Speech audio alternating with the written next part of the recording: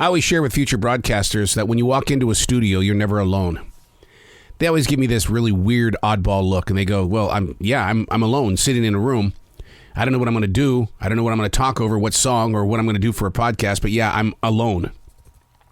Trying to get future broadcasters to understand your existence is something that is very valuable to the process and the journey.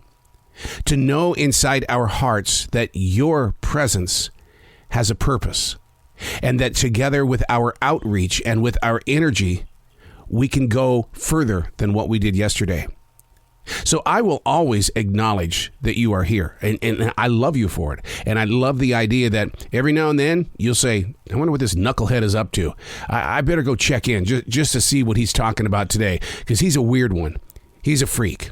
I've heard it all my life. The black sheep of the family, as I was always called. Only because we pick subjects that are about reality. We go where other people want to go, but they don't know how to go.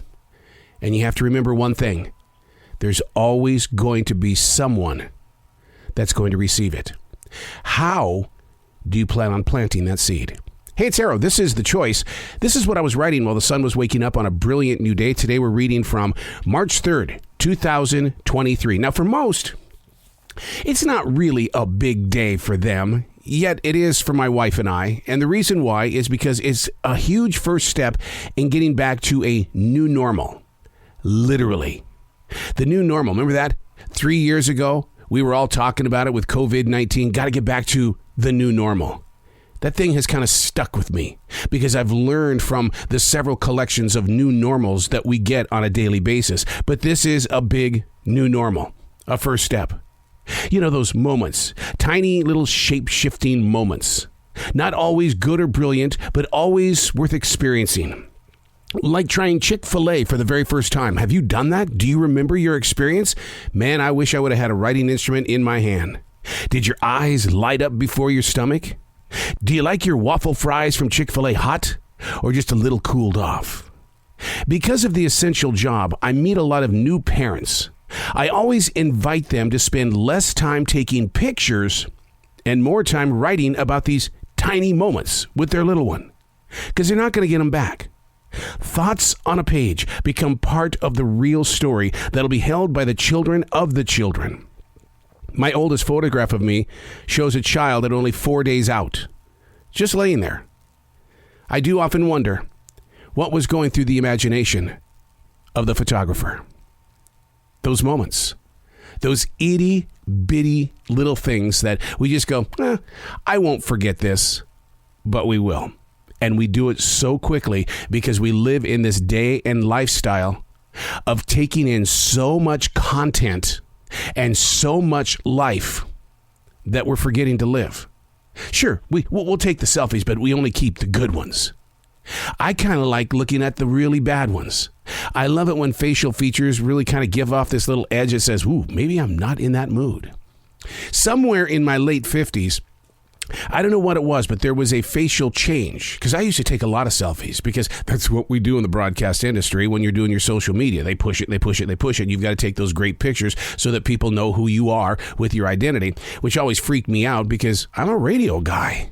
People don't want to know what radio people look like.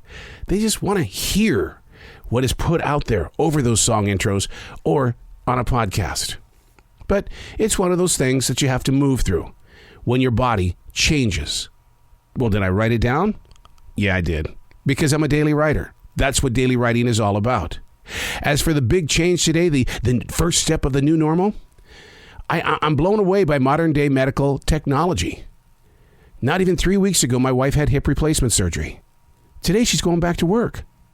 I wrote about the moment to one day be held by the children of the children. I'm Arrow, and that's what I was writing about while the sun was waking up on a brilliant new day. Wait. My heart is telling me I'm not done. And the reason why I'm not done is because what is the lesson learned today?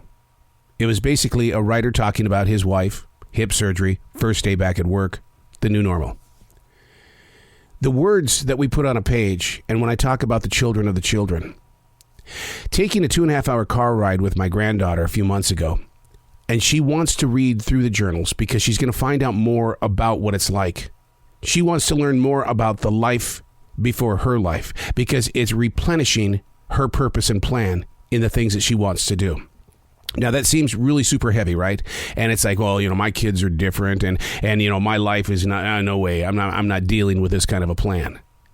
And yet, it is that one thing that you can give forward. What you go through, even though it could be a dark, changing time, what you have gone through can actually be the needle in the haystack for somebody up there. It's not that you're living in the future, because what you're doing is you're planting it. You're putting things on a page that give people the opportunity to understand, wait a second, I'm not so screwed up.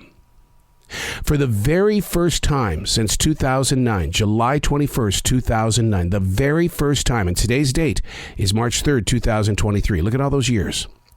The very first time, and my oldest brother has written to me saying, hey, the recent passing of our brother and sister, and now the serious problems that we have with the other sister with her heart. I've got questions, and I think you're the only one that can give me some real answers. Tell me about this thing called family heart disease. When I opened up with him, I also opened up my books, my daily writing, to let him know what the experience was like to go through each and every one of these passings, as well as to go through a heart attack on July 21st, 2009. His reaction was, I didn't know. I really, honestly didn't know. A man that denied the fact that he would ever have heart disease is now thinking seriously about what he needs to do to prevent it. See, it doesn't always have to be the victories. You take what you've experienced and you share it forward. I'm Arrow, and that really is what I was writing while the sun was waking up on a brilliant new day.